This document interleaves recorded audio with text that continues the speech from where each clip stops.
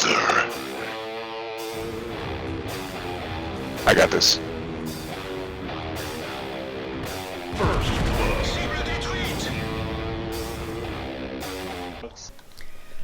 Hey folks, this is ioEther and we're back with some more World of Tanks. As you can see, this is Red in his Lorraine 40T. He is platooned up with Radford, and who's the other one he's platooned up with? Rebel. Both of them in his clan, and they are all in a tier 9 game on Sacred Valley. So this should be a fun game. Let's first turn off the double chat because who wants it? I really don't. And it remembered my settings today. Hey. Anyways, as always, before we launch into the game, if you want to support the channel, the best way is, as always, the game list link, which is in the description below, or you can hit the like button. The game list allows me to give back to you guys for supporting the channel, things like TS access, special other perks that I can give you through game lists and stuff like that. So it really it lets me help and make you guys feel special for supporting the channel, which is awesome as far as I'm concerned. And already we've got some death on the enemy team before we've even really met them, because the Object 704 has taken out his own T-37. Interesting. They're not in a platoon, so he just decided to randomly shoot the T-37, or he misclicked and the T-37 died. I don't know which it was. Risky second shot from Red here into that Centurion. I'm just going to start calling him Red because, well, it seems repetitive somehow. So the first shot was totally viable. He fired into the side of the Centurion 7-1, who didn't know he was there. But by the time he reloaded for his second shot in the clip, the 7-1 definitely knew he was there and was aiming at him. So it's possible he could have just traded about 500 damage from him to, and then the Centurion could have possibly gotten off up to 400 damage back, or thereabouts. And that would have been a so-so trade. Definitely. I'm going to bet that later on in this game we're going to discover he needed that extra health. And thankfully he still got it, but mostly because the Centurion missed rather than because that was an awesome play on Red's part. So just be careful when you engage with an autoloader. Remember how long it takes your clip to fire the next shells and stuff like that. Otherwise you can get yourself into pretty tricky situations, especially with the non-American autoloaders. And fortunately, that was an auto-edge shot, that first one onto the T-49, and just ran for the kill. Why? Yeah, because this thing is heavy enough you can do that. That poor T-49.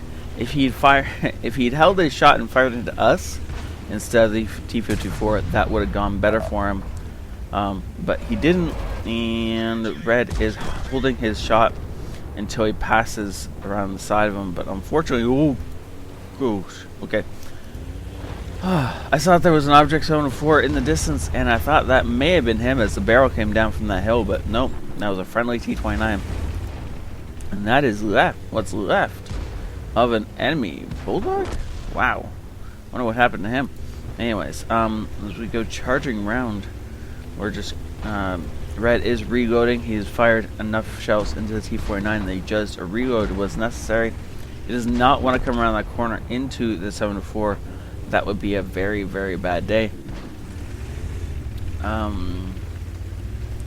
know, Mr. T-54 on the enemy team, if you're saying that the matchmaker is constantly making you lose, maybe you should look at the thing that's constant in that whole thing, which is the fact that you're on the teams that are losing. Just a thought. And that is a dead... Why is that not a dead 704? Come on, make it a dead 704. Thank you. Not worth letting that 704 live. You could definitely destroy our hopes at victory with a couple of shells. Good. Walker Bulldog taking out that Tiger 2. and Red switching directions as he realizes, hey, there's no enemies over here.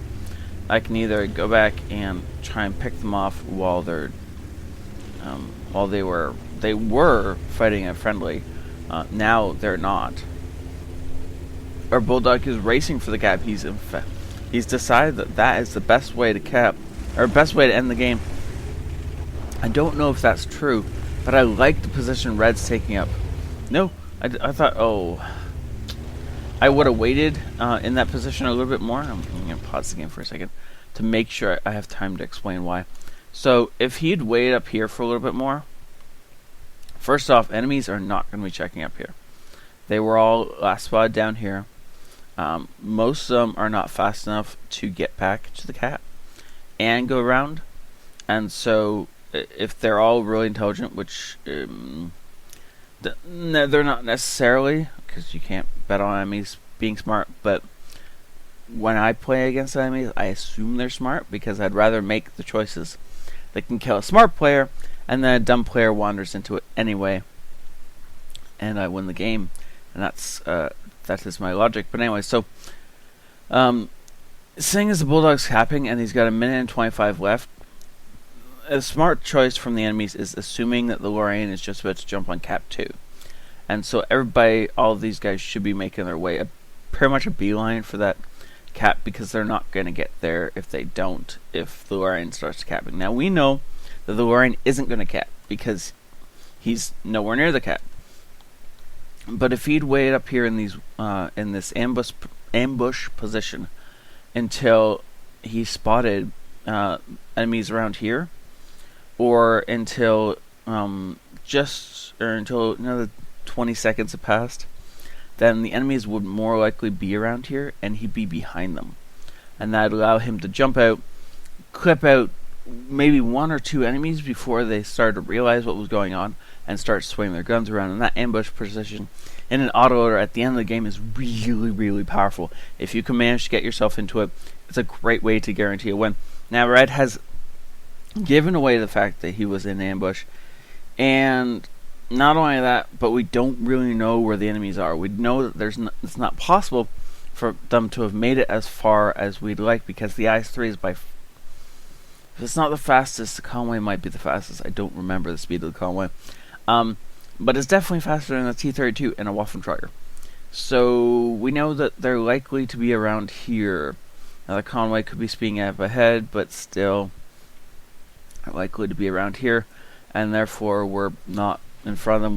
We're not behind them as a great ambush would like to be, but we're kind of beside them, and that's not really the position we want. But we'll see how Red plays it as he peels away, realizing, the Conway was out in front.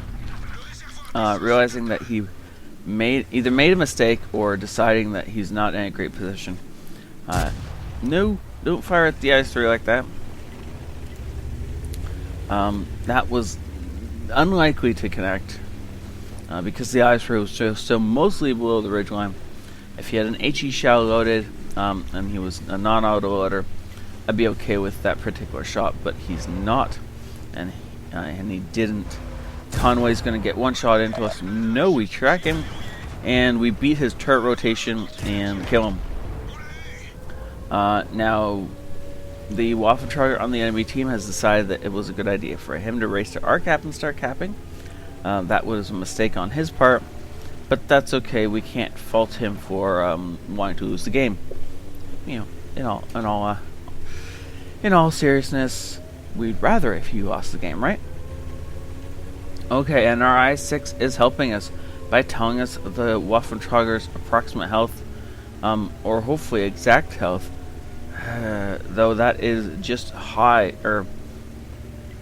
just shy of what we can do with 2 shots. So we might have to actually put 3 shots into this Waffentrager to kill him. Now the upside is that we know he's perfectly alone. Oops. If Red can drive. Anyways. And our Bulldog takes out the ioEther. Now if there's no way the T-32 can get back in time to stop us from killing this guy.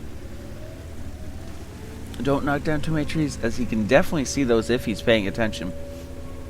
The T-32's on the other side of the map somewhere. It's possible he could get back into line of sight for this, but he obviously didn't. And where's this Waffentrager? He's got to be behind the houses, right in front of us somewhere. There he is. And one shot into him, resets the cap, gets the defender, and kills him because we high rolled on the first shot.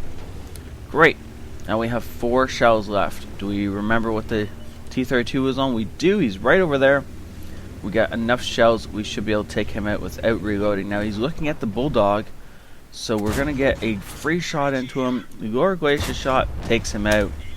Good job. Well played from Red. And I do want to stress that Red said in his email that this is not a fully decked out Lorraine. This is not an elated Lorraine or one that he's just grinding for the next tank. He is actually still trying to grind out modules on this thing. I don't know which ones. He did say he's got the top gun on it, but I'd say he's probably trying to grind out the engine and maybe the tracks. He might have the track module thing on it. Either case, this is just one of those examples where just because your tank isn't fully decked out, or that it's mostly stock, A, doesn't mean it's not worth playing, and B, doesn't mean you can't carry the game really, really hard. It just means that you have to play a little bit better and be more aware. Now, Red could have been a tiny bit more aware in this game, but 9% of this game was well played and great decisions exactly when he made them. Well played by Red, and especially that whole thing where he jumped on the 704 on the enemy team. That was an amazing little decision. The decision to stay and camouflage, wait for the 704 to walk past, and then jump out and club him to death. Great job. Mastery Badge First Class Bruiser Duelist Fire for Effect. And then this one I liked, considering the fact that he waited as long as he did. I almost wonder if he didn't wait to make sure he was getting a defender, which would actually be a really meta play. But either way, I'm glad that he got it. And then, of course, the high caliber and Top Gun. Yeah, he definitely earned the high caliber on that. And that, by the way, is why I was so happy he killed the 704 when he did. It means the 704 got a ton of damage off in the start of the game, and he's actually probably the reason why we almost lost this game. So this guy deserves some props. And then Red deserving more props for jumping on him and murdering him when his back was turned. Our T28 Pro also deserves props because the two of these guys definitely carried that game. Without that T28, we would have lost it. So, thank you very much to everybody who helped in that particular victory. That was well played. 21 shots and 16 pens for 4,300 damage. Wow, he earned a ton of money off that. And it's because he didn't really get shot. So he didn't need to fix any modules. It was well done. Thank you very much, Red, for sending this in. And don't forget, if you want to help support the channel, the best way is, as always, my GameWisp account, which is linked in the description below. Or if you want to save some money and still support the channel, then you can hit that like button. That would really, really help out quite a bit. We'll see you all next time. This ioEther out. Have a great night.